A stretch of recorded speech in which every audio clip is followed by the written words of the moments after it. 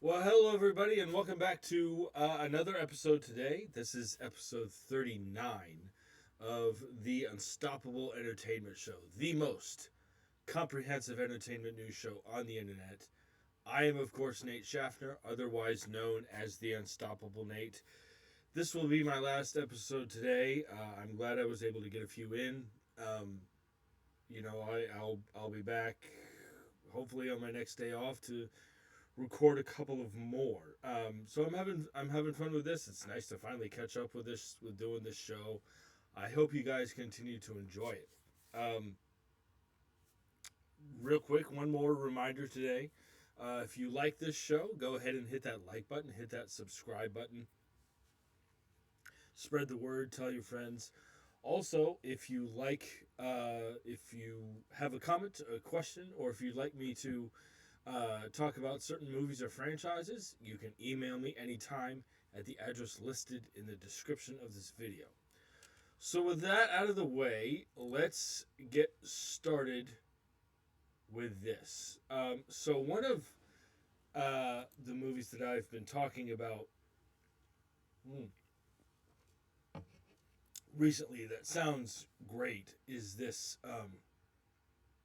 new Jonah Hill comedy titled Cut Off, which is about a pair of wealthy siblings who find themselves cut off from their parents. And it sounds wonderful. It sounds great. Kristen Wiig, Jonah Hill is in it. Nathan Lane is in it. It sounds great. So we have some more casting news regarding that movie. This article is on Variety, published by Clayton Davis. Academy Award nominee Adriana Barraza has joined the cast of Jonah Hill's upcoming Warner Brothers comedy Cut Off, Variety has learned exclusively. Um, this article does go on to say that Barraza will play the endearing family caregiver, starring alongside Jonah Hill, Kristen Wiig, Bette Midler, and Nathan Lane. Uh, Jonah Hill is set to direct Cut Off from a script he co-wrote with Ezra Woods. Okay, so um, Adriana Barraza is going to be in this movie. This sounds great. I'm really excited for this movie. It's going to be filming soon. It's going to have a July 17th, 2026. Excuse me, release date. This cast is great. You have an Oscar nominee, Adriana Barraza, in this movie. I think this could, I've said this before about this movie, but I think this could be a comedy that also touches on, what life is like in the real world, and I think it could be a comedy that really touches on, well, you have to, uh, just because you're in a family that has money, that doesn't necessarily mean it's going to end up being all for you, and you've got to work hard, and stuff like that. And I'm so excited for this. The cast is great. The premise sounds great. I'm really looking forward to this. It'll be also nice to see Bette Midler in a movie. She hasn't been in much lately, and I adore her. So this sounds wonderful. It also sounds like So Adriana Barraza is going to play the family caregiver. So it'll be interesting to see what part she will play, and how big of a role she will have. So and maybe the caregiver is the one who uh, the parents, played by Bette Midler and Nathan Lane, maybe she's the one that inherits this money. That could be really funny and really interesting, and create that internal family conflict. So jump in the comment section And let me know what you guys think about Adriana Barraza joining Cut Off. So, this next bit of news is interesting. So, admittedly, I'm not a big, and I can, I've worked on a couple of Netflix productions myself. I'm not a big fan of Netflix original movies. And again, I've worked on a couple myself, one of which actually ended up being great. Um, but overall, I'm not really a big fan of Netflix original movies. I think I've seen. I think I can count on two hands, maybe less, the number of Netflix original movies that I have seen that I think are good or great. I know Maestro was. I thought Maestro was great. I thought Mudbound was great. Um, what's the one with Andrew Garfield, um, where he played? Um, hold on, it's gonna bug me. Oh, Tick Tick Boom. That was great. Tick Tick Boom is awesome. I loved it. So I've seen a few more, but generally speaking, I don't think Netflix original movies are really good. Now that being said, I there is this movie that I have not seen, and it's an animated movie called "The Mitchells versus the Machines," and um, I I don't know why I never saw it. I know that it was originally scheduled to come out in theaters, but COVID, and everything that happened with that, it caused Sony Pictures Animation to sell the film to Netflix, so it was released on Netflix. So it's not. I guess it's not. Or evidently, it's not a Netflix original movie. It was just sold to Netflix, and Netflix acquired it. But I've heard it's great, and it was nominated for Best Animated Feature at the Oscars. But I've heard it's great, and I need to see it, especially because mostly because I've I love animation, and I've heard it's a great movie. Now there has been uh, some news um, regarding that movie. Um, this article is on CBR, published by Tim Adams. Um, and this article says a film that was arguably the best animated movie of 2021 is finally getting the sequel it deserves. Variety reports that Netflix and Sony Pictures Animation are teaming up for a sequel to The Mitchells versus the Machines. Excuse me. This news comes 4 years after The Mitchells versus the Machines debuted on Netflix, where it quickly rose through the streamer's charts. Um, let's see. The animated movie features the Mitchell family as their father, Rick Mitchell, takes his family on a road trip to drop their daughter, Katie, off at film school in California. This trip winds up having bigger consequences when they are tasked with saving the world from a robot apocalypse. Uh, so yeah. So, um, The Mitchells versus the Machines is getting a sequel. So I haven't seen this movie. Like I said, I've heard it's great.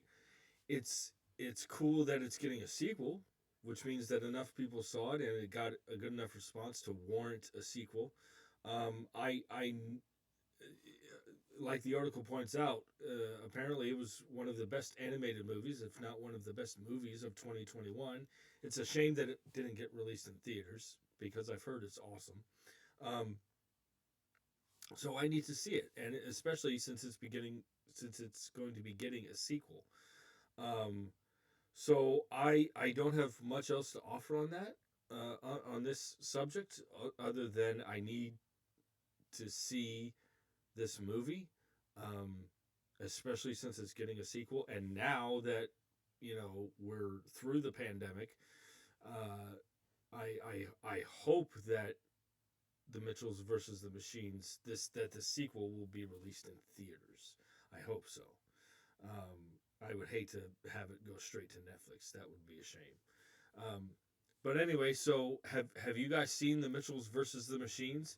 What did you think of it? Are you looking forward to the sequel? Jump in the comment section and let me know.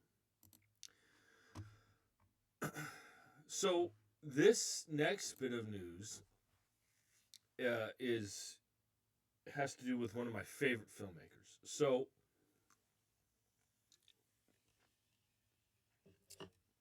one of my favorite filmmakers is Guillermo del Toro, who made uh, films like. Hold on just a second. He made this Spanish film called Kronos, which is awesome. He also made a movie in 2001 called The Devil's Backbone, and he's made films, Pacific Rim. Obviously, he did the Hellboy movies, which are also awesome. I actually think the second one is better. Um, he did Crimson Peak, which I thought was pretty good. I know a lot of people didn't like that movie. I thought it was pretty good. Um, but Guillermo del Toro will always have a special place in my heart because he directed Blade 2 with Wesley Snipes. And Blade 2 was the first R-rated movie that I saw in a theater by myself. Um, and I'm the kind of passionate film fan that I remember that shit. Like that. I remember certain things. Certain movies that I saw at milestones in my life, and sitting in that theater going to see Blade 2, it's like, oh, my first R-rated movie by myself. This is going to be great. And I remember I remember thinking um, that this, like, am I going to get kicked out of the theater? Like, because it was pretty clear that I was the youngest one there. And they, they obviously carded me and things like that. But I just remember there was this thought always in the back of my head, like, are they gonna come in and say something to me? But I loved Blade 2. Blade 2 is awesome. But if I ever was lucky enough to meet Guillermo del Toro, I would tell him that Blade 2 is very special to me for that reason. So one, I guess you could call it a passion project um, for him, has been um,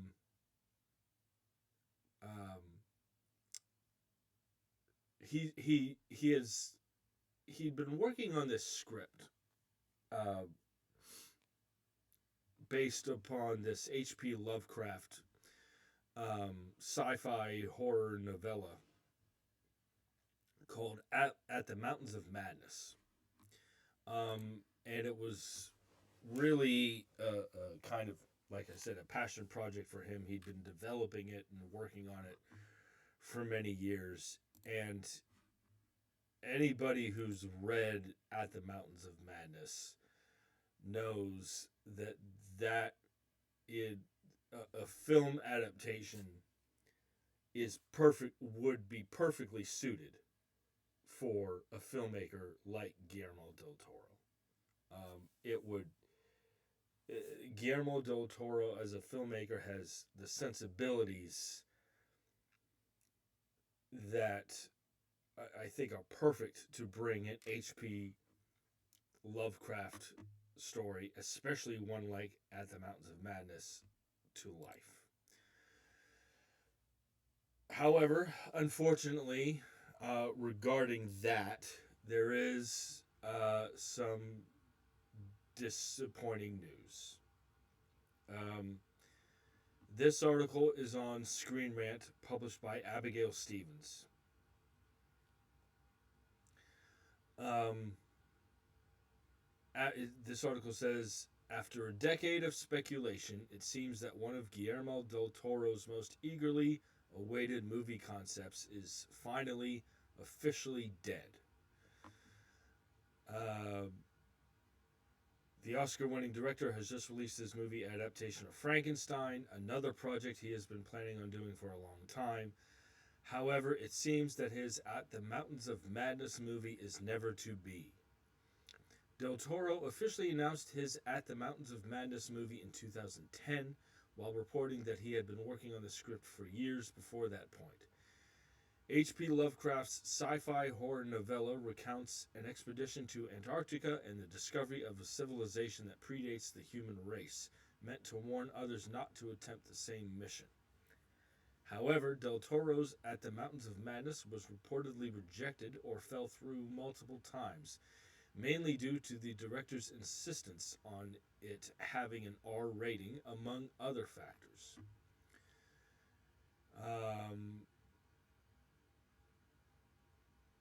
So, let me see here. What does it say? What else does it say? Da, da, da, da,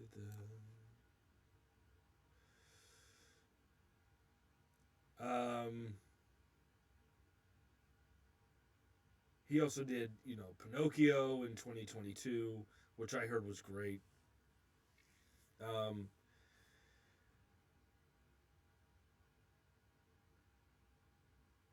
let's see. Guillermo del Toro did make a comment about it. He was asked about it. I'm trying to find it here. Um, he has just provided the most definitive update yet, this article continues on, saying that he doesn't think it's happening. Del Toro said to Inverse about At the Mountains of Madness being greenlit, I don't think so. I would hope so. It depends. It's a big movie. It's a complicated movie to shoot. It is R-rated, so I don't think people are lining up to do it. So, it seems to me, I mean, this is unfortunate because Guillermo del Toro is a wonderful filmmaker, and unfortunately, he's also the kind of filmmaker who is very meticulous and very insistent on certain things being certain ways. I know that one of the reasons that a third Hellboy movie from him was I know that I know that one of the reasons a third Hellboy movie from him is never going to happen is because he insisted on having a $200 million budget. And that was never going to happen because the Hellboy movies, as great as they weren't huge box office successes. So a studio giving him $200 million for a third Hellboy movie was never going to happen. And his insistence on At the Mountains of Madness being R-rated. I'm not sure. I mean, the article did kind of hint that because Pacific Rim was PG-13, and that was such a huge success that he may have considered doing At the Mountains of Madness PG-13. Um, but he's a filmmaker that he knows what he wants and he knows what things should be. And unfortunately, from a studio perspective, sometimes that means that some things aren't going to happen, and that's why Hellboy 3 didn't happen, and that is that it sounds like that's why um, At the Mountains of Madness isn't happening anymore, and it's a shame because you know, like I said, Guillermo del Toro's sensibilities as a filmmaker perfectly suit an H.P. Lovecraft story, especially At the Mountains of Madness. Um, it, it always sucks when a filmmaker's passion projects don't happen. I ideally in a perfect world, I would love to see every filmmaker get to make every passion project they ever want. But that's not going to happen. And it's just a shame because again, like I don't know if there's another filmmaker out there that can capture the essence of an H.P. Lovecraft story better than Guillermo del Toro. I don't know that. Um, so this is disappointing. Um, I've heard his Frankenstein movie is great. I haven't seen it, but I'm such a huge fan of his work. I really am, and to anyone who's ever heard him talk about making films, he's so passionate, and it's to hear him talk about just making movies in general makes you want to get up and make a movie yourself. you know, um, this just sucks, and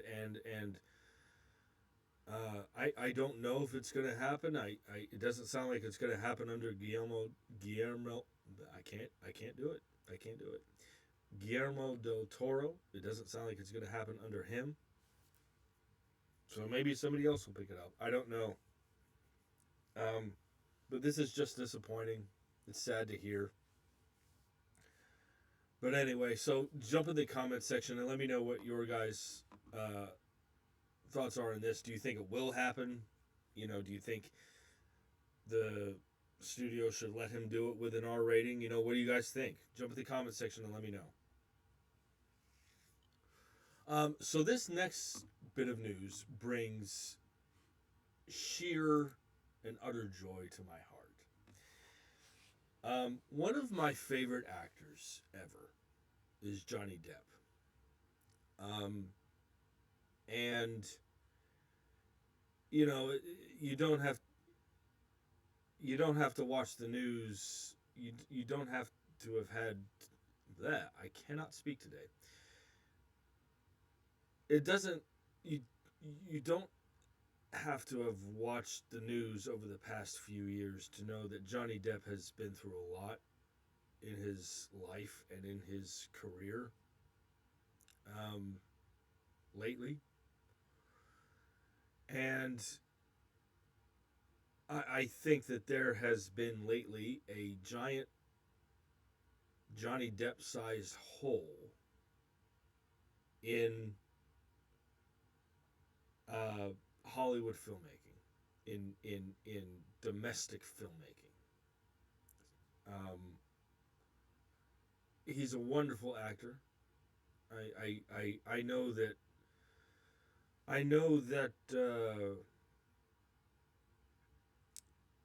his creative choices after the first Pirates of the Caribbean.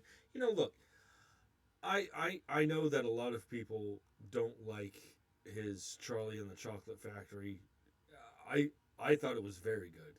Is the original still better? Yes, but I thought his Willy Wonka and I thought his Charlie and the Chocolate Factory movie that he did with Tim Burton was not excellent, but it was very good. And then he did the Alice in Wonderland, which honestly, other than his performance, I don't know that. Well, other than the performances in the movie, I think the material of the Alice in Wonderland movies is subpar, to say the least. But the performances in the movie, especially him as the Mad Hatter, are exceptional. I've always loved Johnny Depp. One of my favorite movies ever is Edward Scissorhands. Sleepy Hollow. I remember going to see Once Upon a Time in Mexico with my friend Mike. That was awesome. You know, Johnny Depp is a great actor, but again, there's this huge, giant Johnny Depp sized hole in Hollywood filmmaking, in the filmmaking industry. You know, however you want to put it. Well, that, according to this article, is about to change. This article is on The Hollywood Reporter, published by Boris Kit.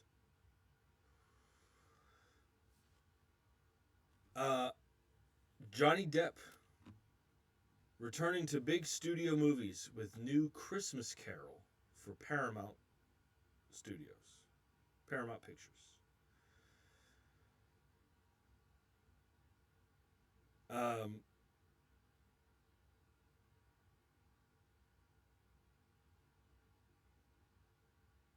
Let me see here.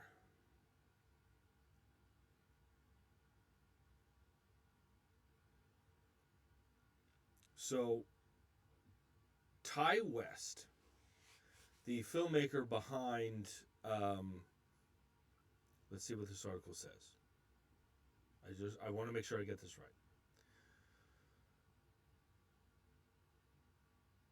Okay, so this article says it's the ghost from Hollywood's Christmas past, as Johnny Depp has returned in his biggest movie project yet since being ostracized during a contentious and ugly defamation lawsuit with ex-wife Amber Heard. Paramount Pictures, under the new leadership of David Ellison, is in final negotiations to pick up a new take on Charles Dickens' oft-adapted A Christmas Carol. Ty West, the horror filmmaker behind the X, Pearl, and Maxine movies, is attached to direct the feature, which is titled Ebenezer, A Christmas Carol. Paramount Pictures is ready to set a November 13th, 2026 release date.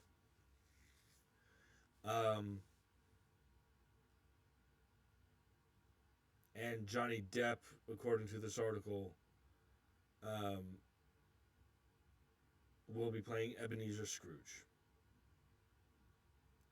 Okay. First off, I'm so happy that this is happening. I'm so happy. I'm a huge Johnny Depp fan, and I know that there are plenty of other people are as well.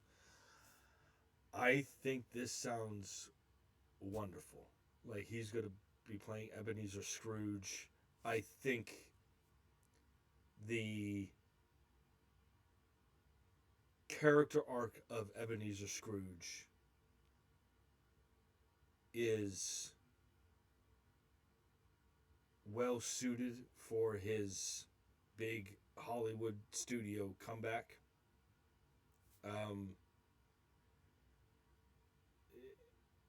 And, A Christmas Carol. I mean, who doesn't love A Christmas Carol? I mean, come on. I've seen a few film adaptations of A Christmas Carol. My favorite one is the one with George C. Scott. I love that one. I'm not a big fan of the Patrick Stewart one. And I love Patrick Stewart, but I don't know. I don't know. I love I love the Muppet Christmas Carol. I love that one so much. Um, and then there was a CGI animated one that was directed by Robert Zemeckis that involved motion capture and starred Jim Carrey. That one was okay. It was okay. But like this article points out, there have been countless film adaptations of A Christmas Carol. But I think, again, Johnny Depp playing Ebenezer Scrooge, I think the character arc of Ebenezer Scrooge is well suited towards his comeback, his big Hollywood comeback, as it were. Now, Ty West. Ty West directing this movie is very interesting to me because, like this article points out, he directed Pearl, X, and Maxine, which are um, pretty. I, what's the word I'm looking for? Hardcore horror movies. I I love that. I mean, when you've when so many film adaptations of A Christmas Carol have been made, what can you do that's going to bring something new to it? You put you put a horror filmmaker behind it. I I'd love to see that how that works. Um, you know, especially with the Ghost of Christmas Future, that kind of thing. That shit could get really creepy real quick. And Johnny Depp has experience doing and by the way, there's nothing that confirms that this is going to be a more horror-esque version of A Christmas Carol. Ty West is just known for making horror movies. Um, and that leads me to believe that this could be a more horror version of the story. But it might not be. Who knows? Um, but I think Ty West directing this movie. Look, everything you could do with the ghosts and the especially the Ghost of Christmas Future. The Ghost of Christmas Future always creeps me out in the best way possible. I love it. Um, I I I think this could be really great. I think this could be really great, and releasing this kind of a movie during Christmas time. And let's face it, again, we all miss Johnny Depp. We all miss him, and we want to see him back.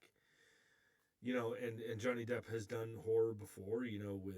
With Sleepy Hollow and oh my God, uh, Sweeney Todd. Sweeney Todd is so good. Sweeney Todd is. I want to see A Christmas Carol done like that. Like that would be so twisted. that would be bonkers. But anyway, so yeah, this sounds wonderful. This sounds wonderful, and if it's good, people are gonna flock to see it because it's Johnny Depp. I mean, you know, uh, and everybody loves him. And I can't wait for this. This sounds this sounds incredible to me. This this I think this could be really really good. So jump in the comment section and let me know what you guys think about Ty West directing A Christmas Carol with Johnny Depp playing Ebenezer Scrooge. What do you guys think about that? Um, so this next bit of news, there was a movie that I talked about a while back called La Bola Negra. Um, that it was going to star, I believe, Penelope Cruz. Um, who I love. Um, and it's going to be excuse me. It's going to be a foreign film. Um, but there hasn't been much word about it since then until now. So this article is on Variety, published by John Hopewell.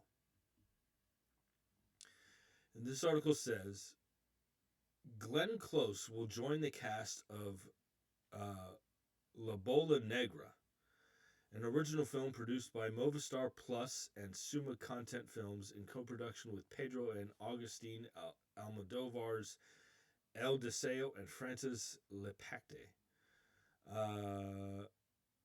La Bola Negra is written, directed, and produced by Spanish filmmakers Javier Calvo and Javier Ambrogi. Close will head the cast alongside Penelope Cruz, Miguel Bernardo, Carlos Gonzalez, and Lola Duenas. None of whom I know. Well, I know Penelope Cruz. The article goes on to say, interweaving the interconnected lives of three men in three different eras, La Bola Negra depicts three lives intimately linked by sexuality and desire, pain and inheritance, and also incorporates one of Federico Garcia Lorca's last unfinished works. Okay, so this sounds really interesting to me. You know, I think I talked about this when the movie was announced. A movie, it says that this movie is going to interconnect the lives of three men who are linked by sexuality and desire, pain and inheritance. The sexuality thing. And again, I think I talked about this when it first was announced, but sexuality is something that sexuality in films, I should say, sexuality in films is for something that for some reason American audiences are pretty shy about. I don't know why. We American audiences, we love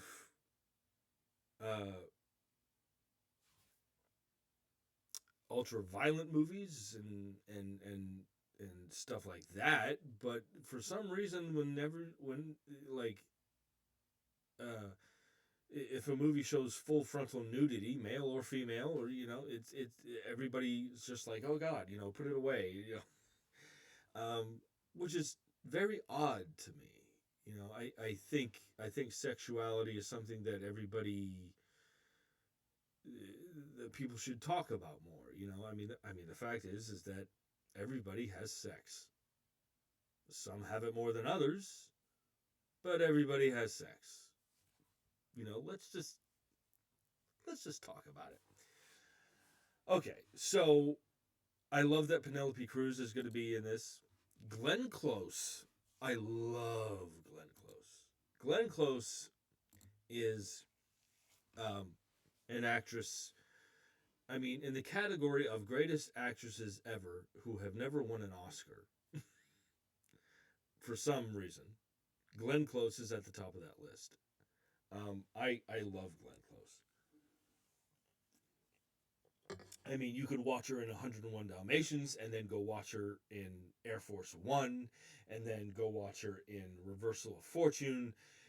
She's just so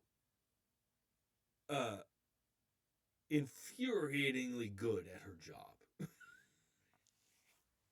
She's infuriatingly talented. Like, how can you... But anyway, and again, a foreign film. I'm the kind of person. Look, I'm a grown ass 41-year-old man.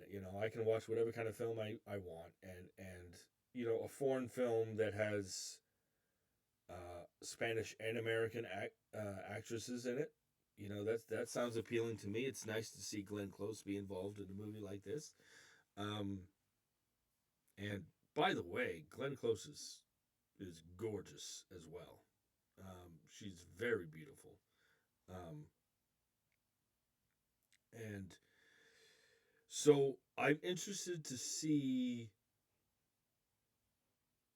how this movie is received, given its subject matter and um, how this movie will play in American theaters if it does. I'm interested to see that. Um, but yeah, Glenn Close, Penelope Cruz, a movie about sexuality and desire and fear and inheritance. Sign me up. So jump in the comment section and let me know what you guys think about Glenn Close joining La Bola Negra. Um, okay, so moving on here. Um, One of my favorite actors is Sam Rockwell. Um, he he can do it all, in my opinion. The first movie I saw him in was a movie directed by Ridley Scott called Matchstick Men with Nicolas Cage, and he's great in that movie, and he was in this movie called The Way Way Back. Yeah, The Way Way Back, and he's great in that. And then of course, Three Billboards Outside Ebbing, Missouri. Um, he's just uber talented. Um, but he doesn't need me to tell him that. So anyway, so he is going to be there. There's this new psychological thriller that he is going to be a part of. This article is on Deadline, published by Matt Grobar. Um, this article says Sam Rockwell and my old ass breakout Maisy Stella. My old ass is the name of the movie. I actually heard that was pretty good. Um, Sam Rockwell and my old ass breakout Maisy Stella have signed on to star in Tumor, a psychological thriller from filmmaker Will Bridges, based on the graphic novel written by Joshua Hale Fialkoff and Noel Tuazon. Tumor delves into the story of a low-level Los Angeles private investigator. When the daughter of a wealthy politico goes missing, the PI embarks on a mission into the world of LA's young, privileged elite to track her down. Battling the debilitating symptoms of a late-stage brain tumor, his grasp on reality becomes increasingly fragile, and as the unlikely duo sets out on the run, old memories blur with the past. Old memories blur with the present, I'm sorry. Old memories blur with the present, dredging up dark secrets from his past. This sounds great. This sounds great. This sounds kind of like a little of L.A. Confidential. Um,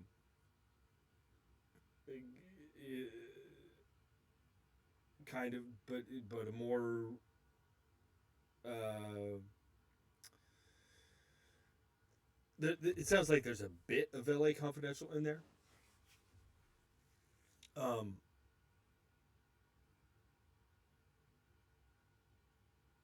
but this sounds wonderful. This sounds so good, and I like that. As I read the synopsis, a PI embarking into a mission of a world, tracking down this daughter. It's like, okay, we've seen that before, but then you add on the fact that this private investigator has a brain tumor, and that's affecting how you add that, and all of a sudden it becomes more interesting. And you know, uh, Maisie Stella is I'm sorry, Maisie Stella is a rising star in the industry right now. She's a very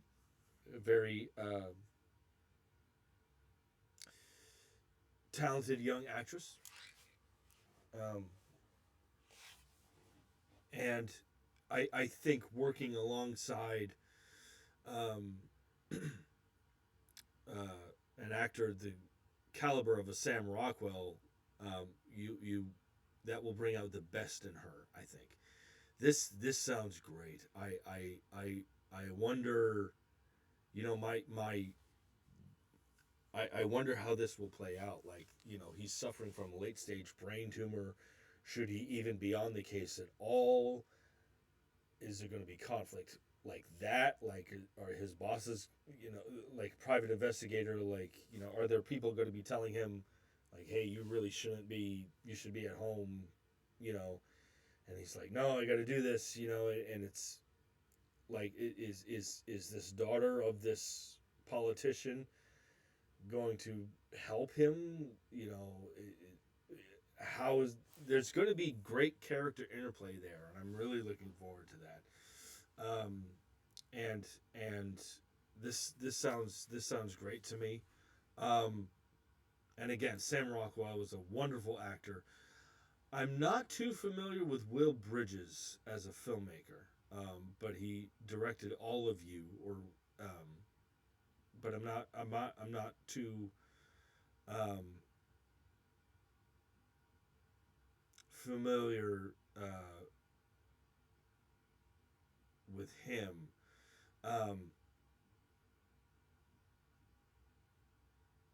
but so hopefully this is good. It sounds fantastic. It sounds fantastic. So I think the character interplay will be great. Um, we'll see how this goes, and again, you know, being based off of a graphic novel. Um, look, I love my Marvel and DC stuff, but when it comes to the lesser known graphic novel properties and comic books, I'm glad that these are getting a look in Hollywood. I'm glad that studios are taking a chance on this lesser known stuff, and hopefully making it more popular by making a film adaptation. So hopefully it's good. This sounds like it's going to be a great role for Sam Rockwell. So jump in the comments section and let me know your thoughts about this. And speaking of um, graphic novels and comic books getting film and TV adaptations, there's there's this next bit of news here. Um, one of my favorite film studios is Blumhouse Studios. Um, they really, their philosophy behind filmmaking, making movies for not a lot of money, keeping the budgets down, and then those movies, making quality stuff for not a lot of money produces, uh, and then those movies um, end up making a boatload of cash for the studio. That's a great philosophy to have, and keeping the budgets down and things like that. I think more studios should adopt that philosophy. I mean, the great example is the Invisible Man from 2020. The starred Elizabeth Moss, which is fan fucking tastic. Holy shit. Um, I'm still wrapping my head around that movie. They made that movie for $7 million, and it was I don't know how much money it made, but it made the studio a lot of money. So Blumhouse Studios has acquired the rights. This article is on MovieWeb, published by Richard Fink. Blumhouse has acquired the rights to adapt Boom Studios' critically acclaimed Something is Killing the Children, a monthly comic series created by writer James Tynion IV and artist Werther Del Edera. Debuting in 2019, it follows Erica Slotera, a monster hunter investigating a series of mysterious child disappearances. Blumhouse announced the news on X, or Twitter, saying plans call for Something is Killing the Children to be adapted into a feature film as well as an animated series. Excuse me. The studio's post, which can be seen below, includes a video and a caption saying, "There's a new chapter coming in the comic that redefined modern horror. We're bringing Something is Killing the Children to life in both a live-action film and adult animated series from," and then it from James Tiny and the Fourth and Werther Dell'Edera and Boom Studios. According to the Hollywood Reporter, studio head Jason Blum will produce the live-action feature, with the company's Sean Sutton and Ryan Turek serving as executive producers.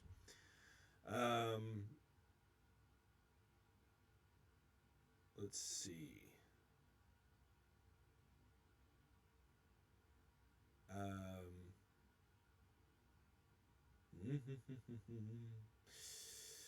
Let me see here. So,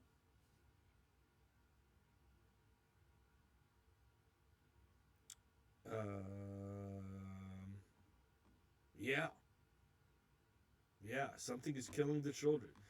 So the fact that it's getting a live action film and an adult animated series, that's pretty cool to me. That's pretty cool. I wonder if they will be connected.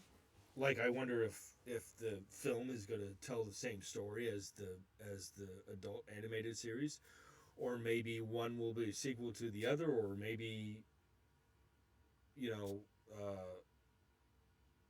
I don't know. It'll be interesting. Um, I'm more interested in the film, to be honest with you. Um, Although an adult animation series sounds pretty cool, but I'm more interested in the film because it's Blumhouse and their film studio is, as far as their film as far as their filmography is concerned, it's pretty sparkling. I mean, and again, um,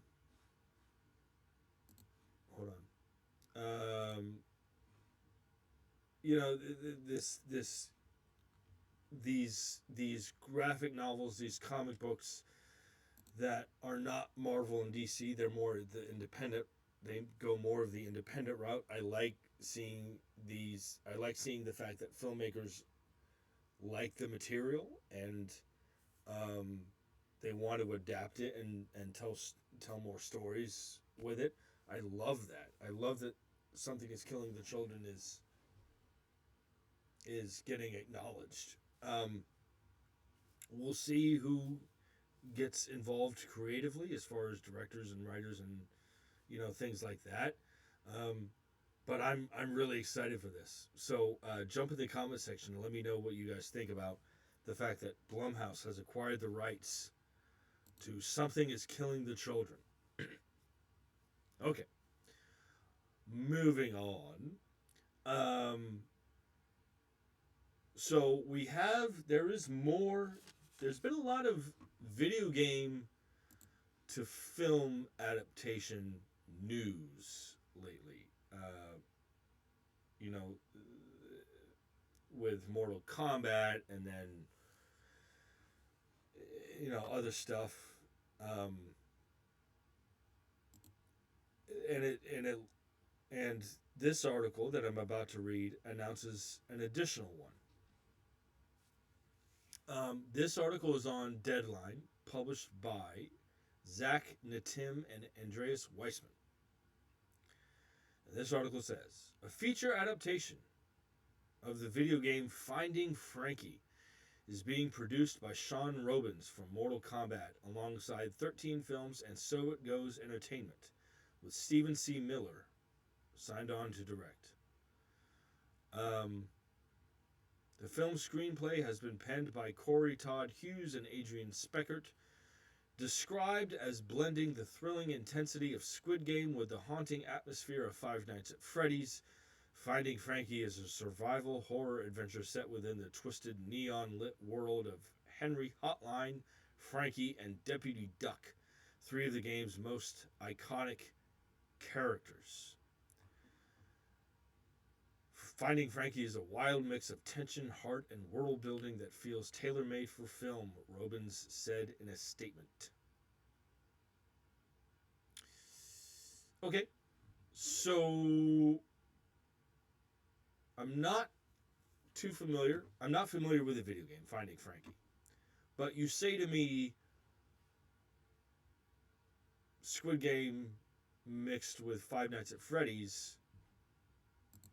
I can put the two together. I know what you're talking about. I'm not. I haven't watched Squid Game, but I know what it's about.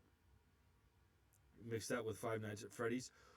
Hopefully, this movie will end up being better than the Five Nights at Freddy's movies. I'm just saying. I'm just saying. Um, you know, and what have I said lately? You know, sometimes we've seen lately that these video game to film adaptations can actually be good. Hopefully, this turns out more like, in terms of quality, not in terms of tone. In terms of quality, hopefully this turns out more like Sonic the Hedgehog and less like Five Nights at Freddy's and Uncharted. That's all I'm saying.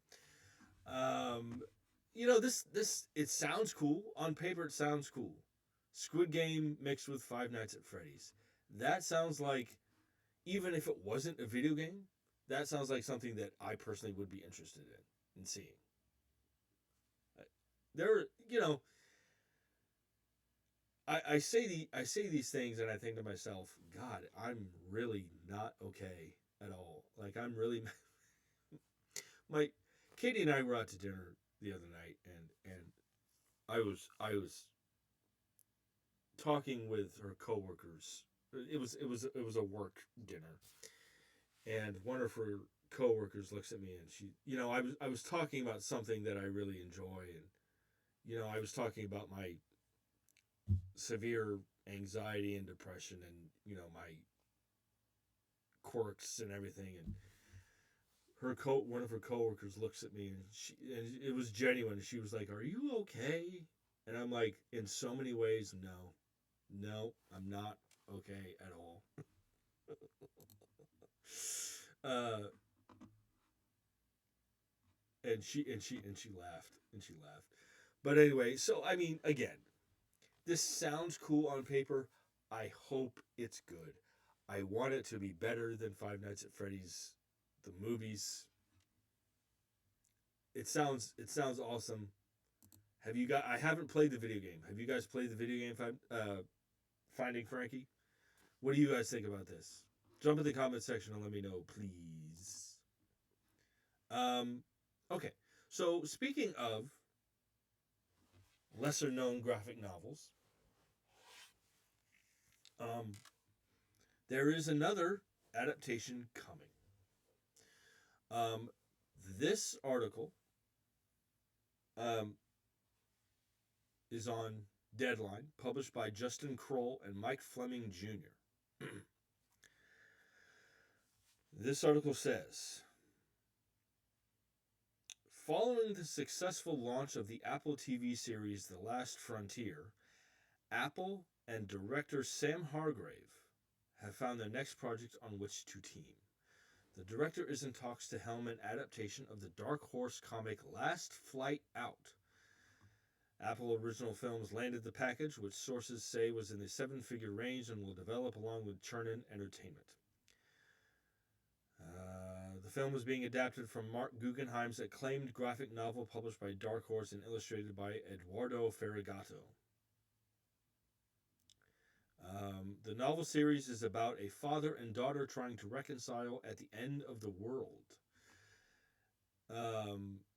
Apple and Chernin view this as a major event film, and given Hargrave's track record with action-heavy picks like his Extraction films at Netflix and most recently the Last Frontier series, of which he helmed several episodes, Last Flight Out feels like the perfect project to add to his slate.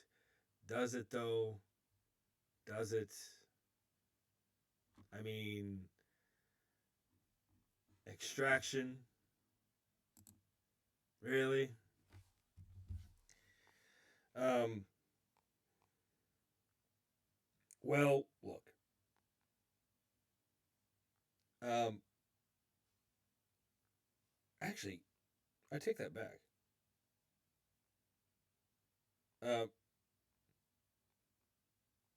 Hold on. I may be thinking of something else. Hold on. Uh,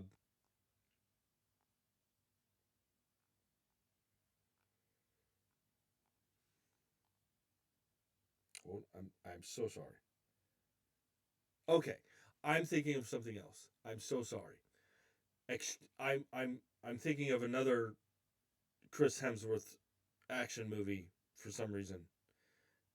Extraction is pretty good.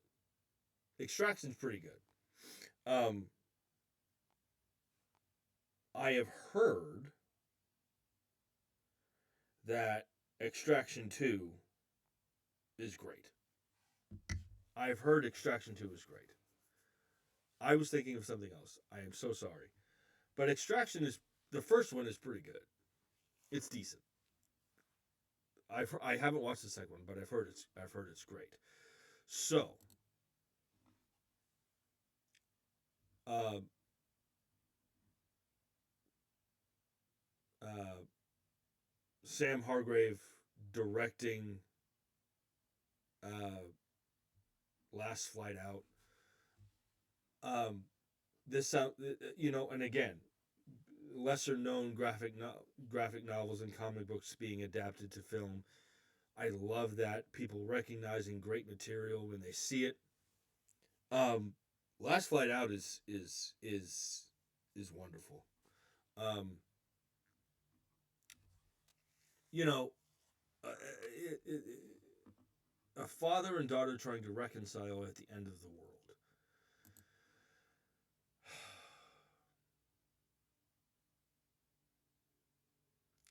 Without getting too into it, I don't want to start anything, but this sounds like the kind of story that we need right now. This family, this father daughter relationship being repaired because they know what's coming, and it's just like, look, we let's talk, let's fix this. We got to work on this. Um, that's pretty fucking emotional. That's pretty heartwarming to know that the end is coming, and look, I want let's make things right here. You know, there's also another way of looking at it, which is like, are we just reconciling because the world is ending, or is there is there also a genuine need and want here that you want to do it? You know, so there's that element as well. Last Flight Out. This could be really good. Um, I hope that it plays in theaters. It sounds like it's going to be. Um, Apple uh, Apple Entertainment does they have put or I should say Apple Original Films does have a history of putting movies in theaters, um, like F1, which was awesome. So hopefully, Last Flight Out will play in theaters. This sounds great, and it looks like, as far as directing, it sounds like Sam Hargrave is challenging himself more. Now that he's done um, uh, Netflix films with Extraction. He did the Apple TV series. Now he wants to do more like up the ante in terms of making films, um, action films. So that's good news. Hopefully this is good. I would love to see Last Flight Out get a faithful adaptation. So jump in the comment section and let me know what you guys think about Last Flight Out getting a film adaptation. Okay, one last bit of news here, and then that will do it for today. Um, one of And this is regarding one of my favorite filmmakers in Danny Boyle. Danny Boyle, I think if you look at his filmography, he's a filmmaker that can tackle any genre, whether it's Sunshine, which is amazing, um, or Slumdog Millionaire, or 28 Days Later, um, or Train Spotting. My sister is a huge fan of Train Spotting, and I am too, actually. Um, but uh, Danny Boyle is a director who has experience in multiple genres, and I think and I that's why I'm such a big fan of him. That's one of the reasons I'm such a big fan of him, actually. So his next film is coming soon. Um, this article is on Deadline, published by Justin Kroll. This article says Emmy winner Claire Foy is set to join Jack O'Connell and Guy Pearce in Ink.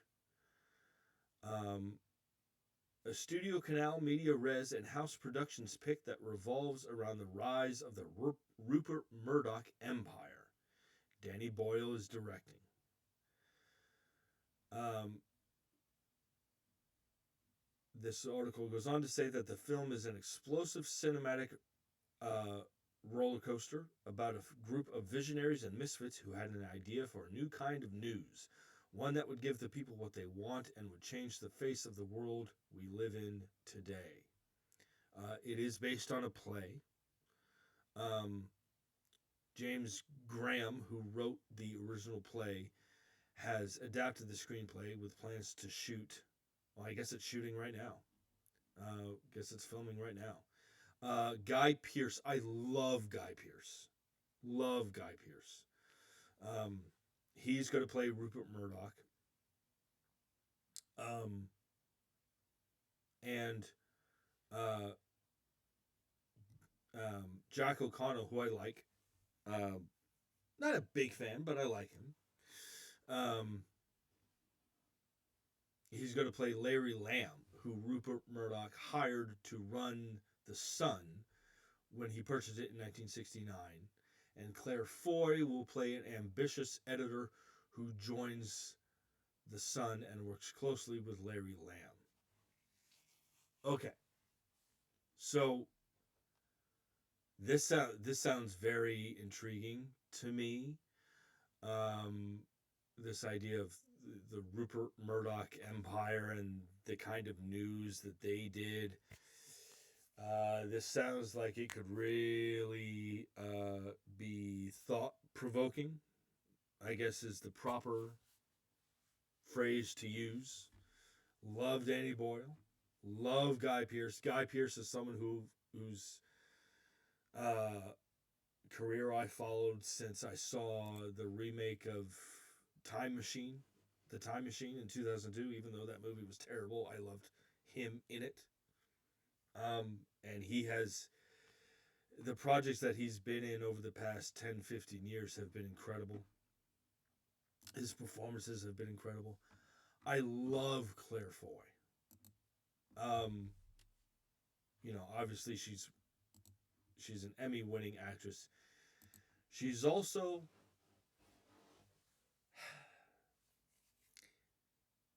she was in um, this movie that was directed by. Hold on, I can think of him. Damien Chazelle, called First Man, um, which was about the um, Apollo 11 mission to the moon, and it's great. Um, and Claire Foy um, played um, Janet Armstrong, who was Neil Armstrong's first wife, and Claire Foy is amazing in that movie. She's so there's a scene where you know uh, something bad is happening, and Claire Janet Janet Armstrong, who played by Claire Foy, goes to NASA, and she wants answers. Like, I want to know what the hell's going on. And the guy at NASA, who was um, played by Deke Slayton, who was played by Kyle Chandler, he says to her, we've calmed down, we've got this under control, and her response is, you're a bunch of boys playing around with cardboard. You don't have anything under control. And it's a great scene, and she is phenomenal in that scene and in the entire movie. She is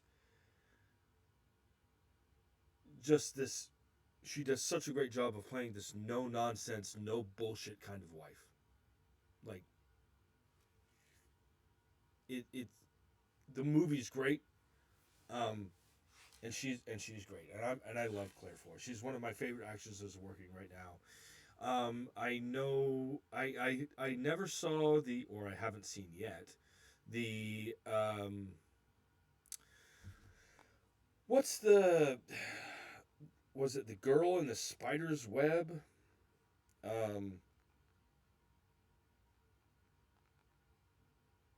That came out. Yeah.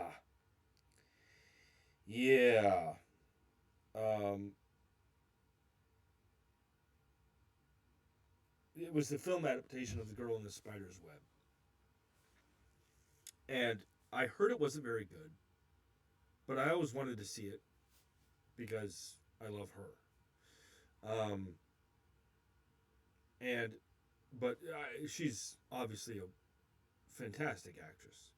So I love that she's going to be in this as well. This sounds this sounds like it could be a very thought-provoking film. Um, and directed by Danny Boyle, who, in my mind, can do no wrong. Um, so, yeah, this sounds very, very interesting, very kind of maybe topical, very thought-provoking kind of film. So jump in the comment section and let me know what you guys think about this. Okay, so that'll do it for today. I've done 3 episodes today. Very happy that I was able to do 3 episodes today. But I will be back on my next day off, and I don't know when that will be. It's a very, very busy time in the world of retail right now. So I will be back probably sometime next week. So, and I know that Katie and I are going to go see a couple of movies. We might actually do a double feature because every year we do we go to the movies for what she calls her birthday movie. Like, this is going to be my birthday movie. So this year is going to be Wicked for Good. I know nothing about Wicked except for the first movie. Like, my knowledge of Wicked is the first movie, and I loved the first movie. I have heard that the second movie is not as good. That's all I'm saying, but I have yet to see it. So we might do a double feature. We might do a double feature of Wicked for Good and Zootopia 2, which I've heard is fantastic. And I love the original Zootopia so much. And who doesn't? And I think Zootopia 2 has already made like $900 million, which is crazy that it's already made that much in 2 weeks. So we're probably going to go see Wicked for two and Zootopia, or Wicked for two, Wicked for Good and Zootopia two. So those are going to be the next two movies that I see, and that we see. Um, so yeah, so I'll be back sometime next week. I'm not sure when. So yeah. So I hope you enjoyed what I had to say today. I hope you enjoyed the shows. Hope you enjoyed this show. I hope you guys are okay. I know it's kind of a crazy, stressful time right now out there. Um, you know, uh, I don't usually say things like this, but mental health is important. Take care of yourself. Um, and stay safe. And I hope you guys spread the word about this show. I enjoy doing it. I hope I'm you know I say all the time, I don't do this for the likes. I don't do it for the subscriptions. They help. They certainly help my self esteem. uh, but I hope that somebody out there enjoys what I have to say. I do this because I'm passionate about, like, this is my area of expertise. This is, well, not area of expertise, but the film industry is, like, this is what I went to film school for. This is my field, and I'm a very passionate film fan, and very passionate amateur filmmaker. Um, so, again, I don't do this for the likes and subscriptions, but they help. Um, but I hope I'm reaching somebody out there. So take care of yourself. Stay safe. I hope you enjoyed the show. And as always, I will see you at the movies.